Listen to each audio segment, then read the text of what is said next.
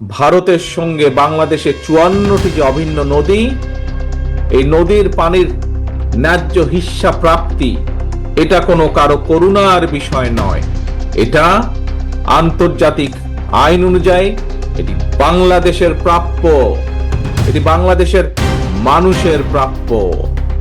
গদিচ্যুত প্রধানমন্ত্রী শেখ হাসিনার প্রত্যর্পণ এবং সীমান্ত সমস্যা নিয়ে ভারতকে নিশানা করেছিল আগেই বাংলাদেশের প্রাক্তন প্রধানমন্ত্রী খালেদা জিয়ার দল বিএনপি এবার তিস্তা নদীর জলবন্টন নিয়ে নয়াদিল্লিকে হুঁশিয়ারি দিল।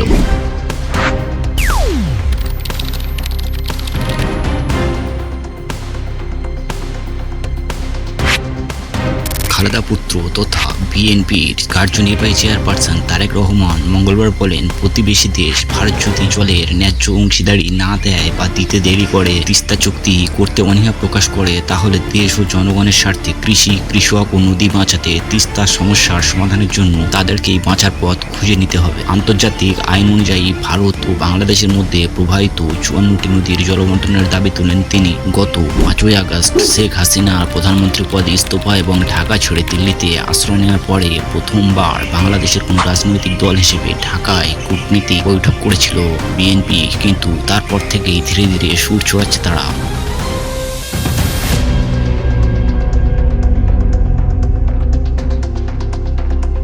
মঙ্গলবার তিস্তার জলের ন্যায্য ভাগ ও তিস্তা পরিকল্পনা বাস্তবায়নের দাবিতে রংপুর বিভাগের ৫টি জেলায় ৪৮ ঘন্টার অবস্থান কর্মসূচির আয়োজন করেছিল বিএনপি। হাসিনার জামানা থেকে লন্ডন নিবাসী তারেক এই জনসভায় ভার্চুয়াল বক্তৃতায় সীমান্তে বিএসএফ এর গুলি চালনার ঘটনা নিয়ে সরব হন।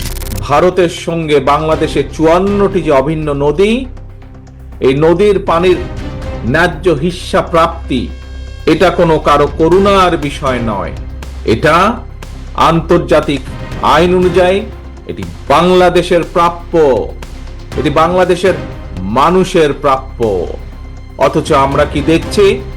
আন্তর্জাতিক নদী আইন, তিস্তা নদীর পানির ন্যায্য পাওনা আদায়ের জন্য আজকে আমাদেরকে আন্দোলন করতে হচ্ছে। বাংলাদেশের মানুষকে তথা উত্তরাঞ্চলের মানুষকে আজ আন্দোলন করতে হচ্ছে।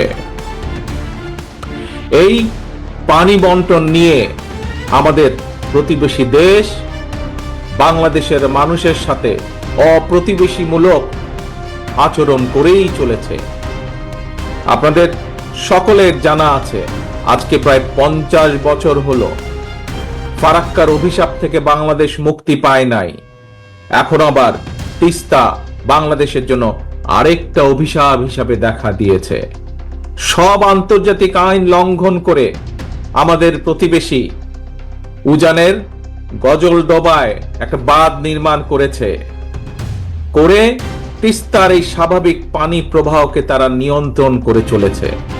তাদের এই অপ্রতিবেশীমূলক আচরণের কারণে আজকে উত্তরাঞ্চলের লাখো কোটি জনগণ বন্যায়, খরায় দুর্বিষহ জীবন পার করছে। পানির অভাবে তিস্তার বুকে আজকে ধু ধু বালুচর।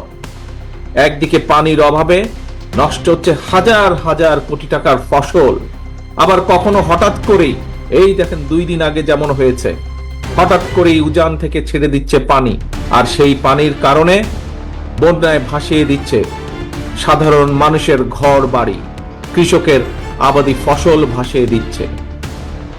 প্রত্যেক বছর এই বন্যার কারণে বলা যায় প্রায় সময় বন্যার কারণে, এমনকি কোন সময় বছরে ৩ বারও বন্যা হয়েছে এই অঞ্চলে। আর এই বন্যার জন্য প্রতি বছর তো ভাঙন তো আছেই, নদীর ভাঙন।